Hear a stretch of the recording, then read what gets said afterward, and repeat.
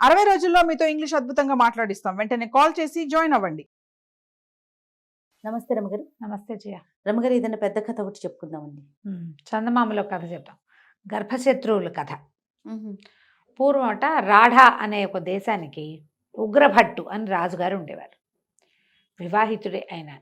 ఆయనకి మనోరమ అనే పేరుతోటి భార్య కూడా ఉండేది. సంతానం ఇంకా కలక్క ముందు చుట్టుపక్కల గ్రామాల నుంచి రకరకాల నాటకాలు అవి కట్టేవాళ్ళు బోళ్ళంతమంది వచ్చి డ్రామాలు అవి వేశారట ఇక్కడ. అయితే ఒకళ్ళు మోహిని భస్మాసుర నాటకం ప్రదర్శించారు. కళావంతుల కుటుంబం ఒకటి. అయితే మోహిని భస్మాసురులో ముందంతా శివుడు భస్మాసురుడు ఉంటారు కదా. కథ రక్తి కట్టేసరికి మోహిని అవతారం వస్తుంది. అవును, భస్మాసురులో మోహిని భస్మాసురులో అదే కదా. అయితే ఆ మోహిని వేషం వేసింది ఎవరు?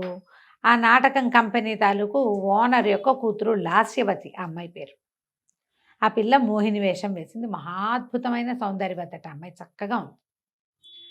మనోరమ గారు కూడా బాగానే ఉంటుంది, కానీ రాజుగారి దృష్టి ఈ లాస్యవతి మీద పడింది. ఆ మోహిని అవతారంలో ఉన్న ఆ అమ్మాయిని చూసి మోహంలో పడ్డాడు ఆయన. సరే, నాట్యం అయితే నాటకం అంతా అయిపోయిన తర్వాత ఈయన వాళ్ళని బాగా సన్మానించి ఈ పిల్లని నాకు ఇచ్చి పెళ్లి చేయమని అడిగాడు. అంటే ఉంచమన్నాడు. మిగిలిన వాళ్ళు ఏమన్నారంటే వివాహం చేయాలనుకుంటున్నాం అంటే వివాహం నేనే చేసుకుంటాను, పెళ్లి చేసుకుంటాను అన్నాడు. రాజులు 2 లేదా 4 భార్యలను ఉంచుకోవటం ఆ కాలంలో సర్వసామాన్యం కాబట్టి సరే లాస్యవతిని రాజుగారికి ఇచ్చి పెళ్లి చేశారు. ఆయన కొంచెం బాగా ముద్దు భార్య అంటే. పెద్దరాణి కొంచెం హుందాగా గంభీరంగా ఉండేది. ఆవిడ పెద్ద వేషాలు మారే ఆవిడ కాదు. ఈయన కొంచెం ఆ సరదా వేషం ఏదో ఉంది. ఈ పిల్ల చిన్నపిల్ల, పైగా నాట్యంలో ఆరితేరి ఉన్నది, కుటుంబాల్లో ఉంది కదా, హొయలు బావటాలు అవి ఈవిడికి బాగా వచ్చు. రాజుగారు సహజంగా పెద్దరాణితో కూడా బాగానే ఉన్నాడు, కానీ ఈవిడితోటి ఎక్కువ ప్రేమగా ఉండేవాడు, కొంచెం ఎక్కువ అనమాట. కొంతకాలానికి 2 రాణులు గర్భవతులయ్యారు. పెద్దరాణి గారికి ముందే కుమారుడు కలిగాడు, భీమభట్టు అతని పేరు. సంవత్సరం అవుతుండగానో చిన్న ఆవిడ కూడా ఓ కొడుకు పుట్టాడు, సమరభట్టు అని పేరు పెట్టారు. భీమభట్టు సహజంగానే పేరుకు తగినట్టుగా మంచి పర్సనాలిటీ, మంచి గట్టి సరైన ప్రవర్తన అవి కలిగిన వాడు. సమరభట్టు తల్లిది సామాన్యంగా పాఠక జనపు పద్ధతి, క్లాస్ మెయింటైన్ చేయటం రాదు, కానీ తనకన్నీ కావాలని ఉంటుంది.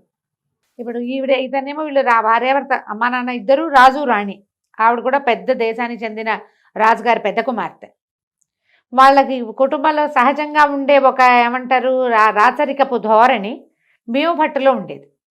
సమరభట్టులో అది లేదు. ఉండుండి లేకిగా ప్రవర్తించేవాడు. తల్లి దగ్గర కూడా ఆ లేకి తన ముందు కొంత ఉందా లేదా ఆవిడ దగ్గర. అయితే వీళ్ళిద్దరూ రకరకాలుగా జరుగుతుండేది.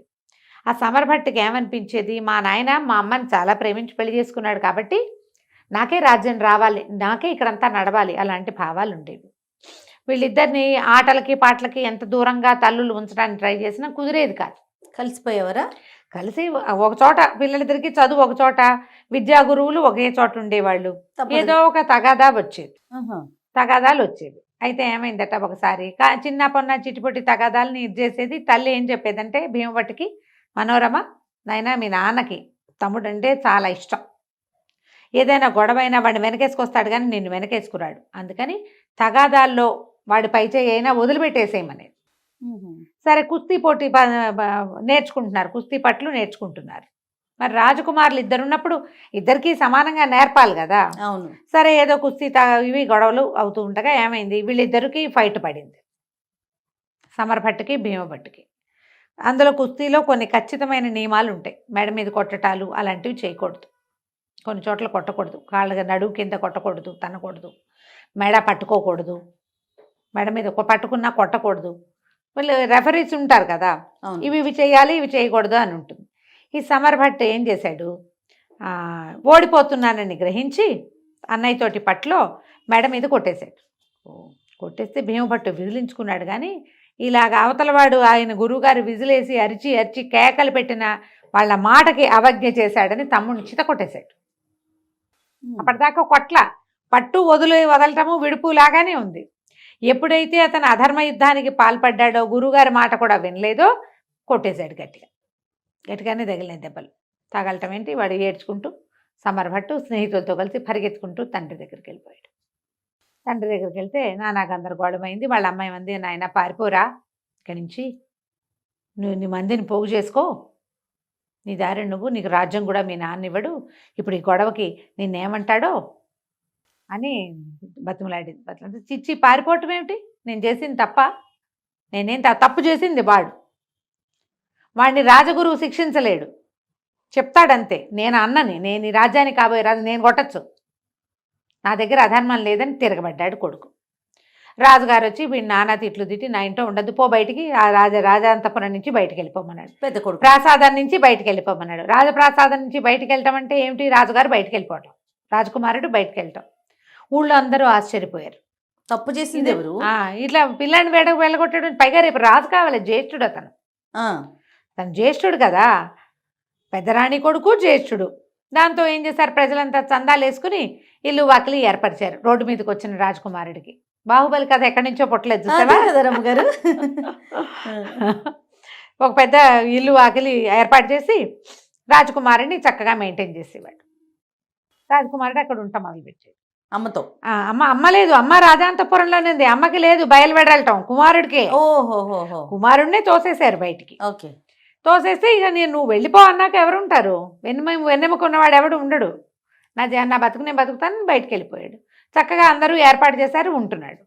అయితే ఏమైంది, శంఖదత్తుడని ఒక బ్రాహ్మణ యువకుడు ఉండేవాడు ఆ ఊళ్ళో. అతను ఈ గురువుగారి దగ్గర చదువుకున్నాడు. భీమభట్టుకి సమరభట్టుకి ఇద్దరికి ఫ్రెండే, ఇద్దరికి స్నేహితుడే. అయితే ఏమైంది, ఈ శంఖదత్తుడికి ఇది నచ్చల. ఇదేమిటి, అన్నదమ్ములు ఇద్దరు కొట్టుకోవటం ఏంటి, ఒకరిని బయటికి తోస్తే ఇద్దరిని దోసేయాలి, లేదా వాళ్ళల్లో వాళ్ళు తేల్చుకోవాలి, రాజు కావాల్సిన వాడిని బయట పెట్టడం ఏమిటి, అసలు అధర్మపరుడైన తమ్ముడు లోపల ఉండటం ఏంటని ఓ రోజు సమరభట్టుని కలిసి చెప్పాడు, మీ అన్నదమ్ములు ఇట్లా కొట్టుకోవటం ఏమిటయ్యా, అట్లా కొట్టుకోవద్దు, ఇది మంచి పద్ధతి కాదు,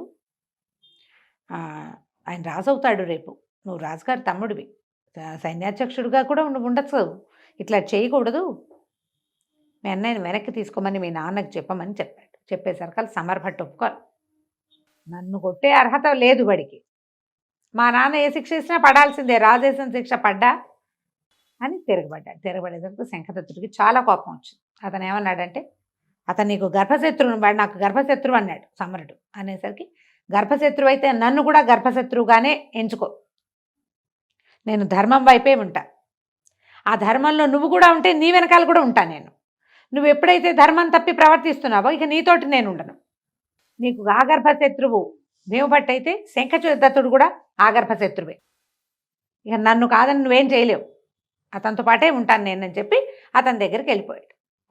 ఇక వాళ్ళ అమ్మ పదే పదే చెప్పేది, నీకు ఒక సైన్యాన్ని సమకూర్చుకో, నీ దారిని నువ్వు ఉంచుకోని ఆయన అని చెప్తుండేది. ఇతను అలాంటి తిరుగుబాటు ధోరణి వహించల భీమభట్టు. తండ్రి నీకు రాజ్యం ఇవ్వను అన్నమాట ఇంకా అన్నాక అప్పుడు వేరే కథ, ఆ లోపల నేనేదో తిరుగుబాటు చేసినట్టు రాజ్యాన్ని అవైల్ చేయటం కోసం నేను ఎందుకు చేయాలి అని ఏమీ చేయకుండానే ఉన్నాడు. కానీ వీళ్ళతో ఒక గ్రూప్ ఉండేది, వీళ్ళ వెనకాల తిరుగుతుండేవాడు. ఆ శంఖదత్తుడు కూడా భీమభట్టుతో పాటే ఉండేవాడు. కొన్ని రోజులకి ఏమైందంటే అరేబియా ఆ వైపు నుంచి మంచి యవనాశ్వాలు వచ్చినాయి అమ్మకానికి. వస్తే వాళ్ళు ఒక పంచకళ్యాణిని తెచ్చారు. పంచకళ్యాణి అంటే ప్రత్యేకమైన లక్షణాలు ఉన్న గుర్రం, చాలా ప్రత్యేకంగా ఉంటుంది, మామూలు గుర్రాలు కూడా అది కింగ్ లాగా కనపడుతుంది అనమాట. అయితే ఈ గుర్రాన్ని భీమభట్టు కొనుక్కున్నాడు. బేరం అయిపోయాక డబ్బులు తెప్పించడానికి కబురు చేశారు. ఇంటికి వెళ్ళి వీళ్ళ భవనం ఉందిగా, సో కొంత భయానా ఇచ్చారు. ఇంతలో ఏమైంది, ఇట్లా గుర్రాలు వచ్చాయని తెలిసి సమరభట్టు అతని స్నేహితులు కూడా వచ్చారు. రాగానే ఈ పంచకళ్యాణి అతని దృష్టిని ఆకర్షించి ఈ గుర్రాన్ని నాకేమని అడిగాడు. లేదంటే బేరం అయిపోయింది, ఈ పెద్ద యువరాజుకి బేరం చేసాం, భయానా తీసుకున్నాం, తత్మా సొమ్ము చెల్లించడానికి మనిషి లేడు, ఇవ్వనన్నాడు వ్యాపారస్తుడు. అనేసరికి ఇతను ఒప్పుకోలే. ఎందుకు ఇవ్వవు, వీడేమో బహిష్కారం పొందినవాడు, నేను రాజుగారి ముద్దులు కొడుకుని, నాకు కావాల్సిందే, రాజు అడిగితే కాదంటావా అని తిరగబడేసరికల్లా ఇక దొమ్మి మొదలైంది. భీమభట్టు అతని అనుచరులు, శంఖదత్తుడు కూడా ఉన్నాడు, సమరదత్తుడు అతని ఫ్రెండ్స్, అందులో కొంతమంది ఏమో రాజ సైనికులు కూడా. దొమ్మి మొదలయ్యేసరికల్లా వీళ్ళిద్దరూ చాలా గట్టివాళ్ళు, భీమభట్టును శంఖదత్తుడు పారిపోయారు. మిగిలిన వాళ్ళు ఇతను దొరికేశాడు, సమరభట్టు దొరికేశాడు. రాజుగారి చిన్న కుమారుడు శంఖదత్తుడికి దొరికితే పీక ఉత్తరిచ్చేసేవాడే కత్తి పెట్టి. కానీ భీమభట్టు అన్నాడు, వద్దు, మా నాయన ఏం కావాలి, ఎంతో ముద్దుగా పెంచుకున్నాడు, నన్నేమో బయటికి దోసాడు, వీడికి చచ్చిపోయాడు అనుకో, మా నాన్న ఏమవుతాడు, వదిలేసేయి, వాడికే బుద్ధి వస్తుంది అని చెప్పి వదిలి ఇచ్చేసాడు. వదిలిపెట్టేసి వీళ్ళు గుర్రం తీసుకుని ఇంటికి వెళ్ళేసరి కల్లా ఈ సమరదత్తుడు తండ్రి దగ్గరికి వెళ్ళిపోయి నేను కొనుక్కున్న పంచకళ్యాణిని భీముడు లాగేసుకున్నాడు, నన్ను కొట్టి తరిమేశాడు అని తండ్రికి చెప్పాడు. ఎప్పుడైతే అక్కడికి ఈ కబురెళ్ళి రాజుగారు ఉద్రేకపడి లాస్యవతి ఇంకేముంది నా కొడుకుని చంపేసేలాగా ఉన్నాడు, మెడ పట్టుకున్నారు, దెబ్బలు తగిలినాయి ఇతనికి, ఆ సమరభట్టుకి దెబ్బలు తగిలినాయి, మెడని గట్టిగా పట్టుకుంటే మెడ నలిగి కనపడదు, నా పీక పట్టుకున్నాడు, పట్టుకున్నవాడు శంఖదత్తుడైతే భీముడే పట్టుకున్నాడని చెప్పాడు. ఎట్లాగైనా వాడి పీడ విరగడి చేసేసుకోవాలంటే అక్కడి నుంచి లాస్యవతి గోలు పెట్టి ఏడ్చింది, నా కొడుకుని చంపేసేలాగా ఉన్నాడు, రాజ్యానికి పోటీ వస్తున్నాడని, నీ పెద్ద కొడుకు చంపేస్తాడు, నన్ను మా ఇంటికి పంపించేసి నా కొడుకుని మా అన్న వాళ్ళు రక్షిస్తారు అని కేకలు పెట్టేసరికల్లా రాజుగారు మహా ఉద్రేకం పడిపోయాడు. ఇక ఇతనికి మరణశిక్ష విధించే సమయం వచ్చేసింది. అక్కడ ఎప్పుడైతే ఈ తగాదా ఈ మాటలు అరుపులు రాగానే దాసీలు కొంతమంది పరిగెత్తుకుంటూ వచ్చి పెద్దరాణి గారు అంతఃపురానికి అందించారు. పెద్దబ్బాయి ప్రాణాలు ప్రమాదంలో ఉన్నాయి, ఇట్లా ఇట్లా జరుగుతుందనగానే ఈవిడేం చేసింది, గబగబా ఒక పెద్ద కుండలో బోళ్ళని రత్నాలు అన్నీ పోసి ఆ రత్నాలన్నీ ఒక బ్రాహ్మడి చేతికి అప్పచెప్పి, నాయన భీముడిని పారిపోమను, ఈ వజ్రాలు ఈ రత్నాలు ఉన్న కుండని తీసుకుని వెళ్ళిపోమను, ఇప్పట్లో రావద్దు, మా పుట్టింటికి చేరమని చెప్పి ఆ కుండ ఇచ్చి పంపించి, రాజుగారు అన్నీ తెముల్చుకొని వాడిని ఓదార్చి వాడికి వైద్యం చేయించి వచ్చేసరికి భీముడు గాయపడిపోయాడు, వెళ్ళిపోయాడు. ఇక తల్లి భయపడుతోంది, ఇప్పుడు ప్రాణాల మీదకి వస్తుంది, వచ్చింది దాసదాసి గణం అంతా చెప్పేస్తారు కదా, పైగా అంతఃపురాల విషయాలు బయటికి చాలా సులువుగా పొక్కేస్తాయి. సరే భీమదత్తుడు మా శంఖదత్తుడు ఇద్దరు కలిసి, ఏదో భీమభట్టు శంఖదత్తుడు ఇద్దరు కలిసి బయలుదేరి వెళ్ళిపోయారు. పంచకళ్యాణి వేసుకుని ఒకటి, రెండో గుర్రం ఇంకో గుర్రం వేసుకుని పారిపోయారు. శంఖదత్తుడు ఈ వ్యవహారంలో ఉన్నాడో లేదో వాళ్ళకి తెలియదు, కానీ అతనికి తోడు ఉండాలి, అతనితో ఉందామనుకున్నాడు కదా. ఇక వెళ్ళి వెళ్ళి వెళ్ళి వెళ్ళి ఎక్కడికో అడవులు దాటి పరిగెత్తేశారు. పెద్ద కుండ, ఆ కుండను పట్టుకుని ఇంకా ఏమీ లేదు వాళ్ళ దగ్గర. ఆ భవనం కూడా ప్రజలు ఏర్పరిచింది, ఫుడ్ రోజు బయట నుంచే వస్తుంది, వాళ్ళకేం అక్కడ వ్యవహారం ఏం లేదు పాపం. సరే వెళ్ళగా వెళ్ళగా ఏమైంది, ఒక రెల్లు పొదల్లోకి వెళ్ళారు వీళ్ళు. రెల్లు వనం ఉంది అక్కడ. ఆ రెల్లులోకి వెళ్ళాక ఆ రెల్లులో బోల్డ్ చోట్ల సింహాలు కొన్ని పడుకుని ఉన్నాయి. ఆ సింహాలు వెంపడబడ్డాయి, రెల్లు పొదలు గుచ్చుకుపోతూ ఉంటాయి, అది దాటడం ఎట్లాగో తెలియలా. ఆ సింహాలని చంపగలిగినన్నిటిని చంపారు. గుర్రాలు బాగా దెబ్బతినిపోయినాయి, పిచ్చిగా అలిసిపోయారు వీళ్ళు, కుండ ముయ్యలేకపోతున్నారు, అది పోసుకోవాలి కదా. అక్కడి నుంచి ఏం చేశారు, చంపగలిగినన్ని సింహాలను చంపారు. గుర్రాలు రెండు చచ్చిపోయినాయి. పీకేస్తున్నాయి సింహాలు మీద పడి, వీళ్ళకి ఒకటి రెండు చిన్న దెబ్బలు తగిలినాయి. కాలి నడకనే బతుకు జీవుడా అని ఎట్లా కొట్లా ఆ కుండ మోసుకుంటూ దిగారు, బయటికి వెళ్ళిపోయారు. బయటికి వెళ్తే పెద్ద గంగా ప్రవాహం వెళితే అక్కడ ఏమైందంటే ఆ గంగా నది ఒడ్డున ఒక ఆశ్రమం కనపడింది.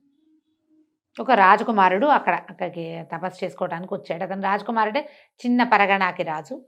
నా రాజ్యం పోయింది, నాకు వేరే దిక్కు లేదు, నా తరఫు నుండి పోరాడే వాళ్ళు ఎవరు లేరు, విసిగిపోయాను జీవితంలో, నాకు ఏ సహాయము లభించేలాగా లేదు, అందుకని నేను ఇంకా తపస్సే మార్గము, ఏదో ఒకటి నాకు వలసింది అంటే నాకు ఏది కావాలో అది ఇవ్వు అని భగవంతుని ప్రార్థిస్తున్నానంటే ఇతను అన్నాడు, ఎందుకు, నువ్వు ఆస్తి స్వాస్తి సంపాదించుకో, మీ ఊళ్ళోకి వెళ్ళి రాజులా కాకపోయినా సరే కొంచెం ధనవంతుడిగా బతుకు, ఈ కుండని మొయ్యలేకపోతున్నా, ఈ కుండ తీసుకోమని ఆ వజ్రాలున్న ఆ కుండని అతని చేతిలో పెట్టేశాడు. చేతిలో పెట్టి నువ్వు నిదాన్ని వెళ్ళిపో, మా బతుకు మేము బతుకుతాం, మాకు ఖడ్గ విద్యలు అవి వచ్చు. ఈ కనపడిన రాజకుమారుడికి పెద్దగా విద్య రాదు, అతనికి ఆనువంశికంగా వచ్చిన ఆస్తి అదంతా పోయింది దాయాదుల వల్ల. దాంతో వీళ్ళిద్దరూ వెళ్ళిపోయారు అక్కడికి. ఆ మొత్తం వజ్రాలన్నీ వాడెవడికో దానం చేసేసి రోడ్డు మీద కనపడ్డ ఆశ్రమంలో కనపడ్డ 2-3 రోజులు అలసట తీసుకున్నాడు, కాళ్ళంతా పుళ్ళు ఉన్నాయి కదా. అదే అక్కడి నుంచి వీళ్ళు ఈ నది ఉంది, గంగా నది, దాన్ని దాటి వెళ్ళి అవతల ఇతని మేనమామలు వాళ్ళు అక్కడ ఉన్నారు, కాశీ అవి వెళ్ళాలంటే ఇట్లా ఎందులో నుంచి వెళ్ళాలన్నమాట. ఏదో పడవ ఎక్కారు, పడవ కాస్త పగిలిపోయింది, చెరో దారి అయిపోయారు. అయ్యో, శంఖదత్తుడు లేడు, దొరకలేదు. ఈ భీమభట్టు మాత్రం లాట దేశానికి చేరాడు. ఎంత వెతికినా ఆ నదిలో దొరకలేదు, అతను ఇంకెక్కడికి వెళ్ళిపోయాడో ఇతనికి తెలియదు. ఈ లాట దేశానికి చేరితే వీళ్ళున్నది రాఢా నుంచి లాట దేశానికి వచ్చాడనమాట. లాట దేశానికి వస్తే ఏమీ లేవు, కట్టుబట్టలతోటే కదా, తడి బట్టలు. సరే ఆ నదిలోంచి బయటకు వచ్చి దీని మీద ఈ గంగా నది తాలూకు గట్ల మీద కొంతమంది పేకాడుకుంటున్నారు, అదే మన ఏమంటారు జూదం ఆడుతున్నారు. సరే కాస్త అటు ఇటు తిరిగి ఆ బట్టలు ఆర్పుకొని ఆ జూదం ఆడే వాళ్ళ దగ్గర కూర్చున్నాడు. ఆట మొదలుపెట్టారు. ఎవరు ఏమిటంటే నాకు రాదు, ఊరికే మీరు ఆడుతున్నారు కదా చూస్తున్నాను అన్నాడు. అనేసరికల్లా వాళ్ళు ఇట్లా ఇట్లా ఇది వరుస ఇట్లా సీక్వెన్స్ ఇట్లా ఆడాలని చెప్పారు. జూదం ఇట్లా ఆడతాము అని నేర్చుకున్నాడు. కాసేపు కూర్చొని తర్వాత ఆడడం మొదలుపెట్టేసరికల్లా ఇతను గెలిచాడు. భీమభట్టు ఇతను ఎందుకంటే చిన్నతనం నుంచి మంచి ప్రాక్టీస్ ఉన్నవాడు, బ్రెయిన్ యాక్టివ్గా ఉంది.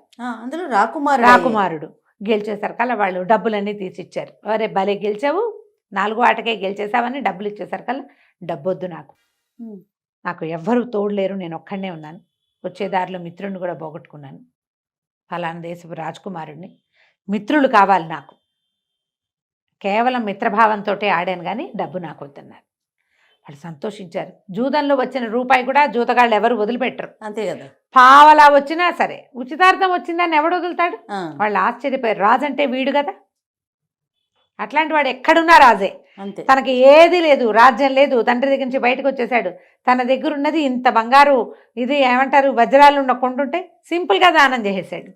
ఇంకోడైతే చేయగలడా? అది ఆశ్చర్యపోయారు వాళ్ళు. ఆశ్చర్యపోయి తమతో పాటు అట్టు పెట్టుకున్నారు. అతనికి ఇల్లు వాకిలి ఏర్పరిచారు, పెద్ద పెద్ద పరిచయాలు ఏర్పరిచారు, బాగా కలిసి ఉండేవాళ్ళు అన్నమాట. అయితే ఏమైంది, లాట రాజ్యంలో అక్కడ ఏంటంటే ఆ రాజ్యపు పద్ధతులు కొంచెం డిఫరెంట్ అనమాట. ఒక పెద్ద ఇది జరిగింది, ఏమంటారు మన జాతర లాంటిది జరిగింది. జాతర లాంటిది జరిగితే ఇతనికి చక్కగా మంచి రాజోచితమైన బట్టలు అవి ఇచ్చారు వాళ్ళు. వాళ్ళతో పాటు ఉన్నాడు కదా, ఆ జాతర చూడ్డానికి వెళ్ళాడు. జాతరలో లాట దేశపు యువరాణి కనపడింది. అమ్మాయి మంచి పర్సనాలిటీ, చాలా అందగత్తె. ఇతను ఆ అమ్మాయిని చూసి మనసు పడ్డాడు, ఈ భీమభట్టు. దాంతో వీళ్ళు ఏం చేశారు, నువ్వు రాజకుమారుడివి, నువ్వు వెళ్ళి మీ పిల్లని నాకు ఇవ్వండి అని అడగచ్చు అని చెప్పి పెద్ద పెద్ద పరిచయాలు ఉన్నాయి వాళ్ళకి. జూదగాళ్ళకి వాళ్ళకి పరిచయాలు పెద్దవి ఉంటాయి, నేలబారు జూదాలు కాదు అవి. అదేలేండి. వాళ్ళు ఏం చేశారు, తమకు పరిచయం ఉన్న ఒక సైన్యాధిపతి, ఒక మంత్రి గారి ద్వారా రాజుగారి దగ్గరికి మన భీమభట్టుని ప్రవేశపెట్టారు. అతని ప్రవర్తన, హుందాగా మాట్లాడే తీరు అవి చూసి ఎవరు ఏమిటి కనుక్కొని రాఢాదేశపు యువరాజని, ఇతనే పెద్దవాడని కనుక్కుంటారు. వాళ్ళకి తెలుస్తాయి అన్నీ.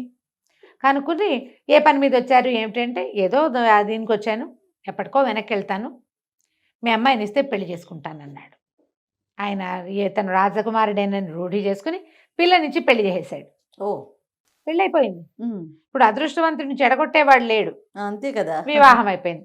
వివాహం అయ్యేసరికల్లా ఏముంది, ఇంకా చక్కగా ఎక్కిపోయాడు రాజ్యానికి. రాజు అయిపోయాడు. లాట దేశానికి రాజుగారికి ఇద్దరే కూతుళ్ళు, ఇద్దరే ఆడపిల్లలు. ఆటోమేటిక్గా పెద్ద కుమార్తె భర్త రాజు అవుతాడు. రెండో అమ్మాయి పెళ్లి చేయాలి అతను. అయితే ఈ రాకుమార్తె వివాహ సమయంలో ప్రచారం జరిగింది, ఎక్కడి నుంచో వచ్చి ఒంటరిగా వచ్చిన రాకుమారుడికి ఇచ్చి పెళ్లి చేస్తున్నారని. మరి ఊరంతా చెప్పుకుంటారు కదా. ఈ గంగానదిలో పడి ఎలాగో ఈ లాట దేశంలో ఒక కొస భాగానికి చేరిన శంఖదత్తుడు ఈ విషయం విని ఖచ్చితంగా అతను తన స్నేహితుడే అయ్యి ఉంటాడని అతన్ని వెతుక్కుంటూ వచ్చాడు. శంఖదత్తుడు కూడా జీవించే ఉన్నాడు. సరే, తన స్నేహితుడిని తన దగ్గర చేర్చుకున్నాడు. ఇద్దరు అమ్మాయిల్లో పెద్ద అమ్మాయికి భర్త అయ్యాడు కాబట్టి రెండో అమ్మాయిని రాజుగా ఉండి ఏం చేశాడు, ఈ లోపల వీళ్ళకి కొంతకాలం గడిచేసరికి కబురు ఏమొచ్చింది, రాఢాదేశపు రాజుగారు అయినటువంటి ఉగ్రభట్టు మరణించాడని. పెద్ద అబ్బాయి లేడు కాబట్టి చిన్న అబ్బాయి రాజు అయిపోయాడు, సమరభట్టు రాజు అయిపోయాడు. రాజు అవగానే ఈయన ఉత్తరం రాశాడు అనమాట, ఇతను భీమభట్టు ఉత్తరం రాశాడు. ఓ సమరభట్టు, నువ్వు రాజ్యాధికారి అయ్యే అర్హత లేదు నీకు, నువ్వు రెండో భార్య కుమారుడివి, పట్టపురాణి కుమారుణ్ణైన నేను బ్రతికే ఉన్నాను, అది ఆ రాజ్యం నాది, రాజ్యం ఇస్తావా యుద్ధం చేస్తావా అని. సమరభట్టు తిక్కవాడు, అన్నయ్య బలం తెలుసు వాడికి, అయినా కూడా యుద్ధానికే సిద్ధపడ్డాడు. దాంతో ఇతను వచ్చాడు యుద్ధానికి. వస్తే ఇతను ఒక రత్నాల కొండ ఒకడికి దానం చేశాడు చూడు, అతను ఆ ప్రయాణపు మధ్యలో ఉన్నటువంటి పరగణాలకి రాజయ్యాడు.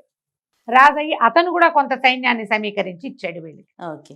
ఈ ఒక పెద్ద సైన్యం, ఒక చిన్న సైన్యం వచ్చినాయి. ఈ రెండు సైన్యాలతోటి భీమభట్టు శంఖదత్తుడితో సహా వచ్చి దీని మీద పడ్డాడు, రాఢా మీద.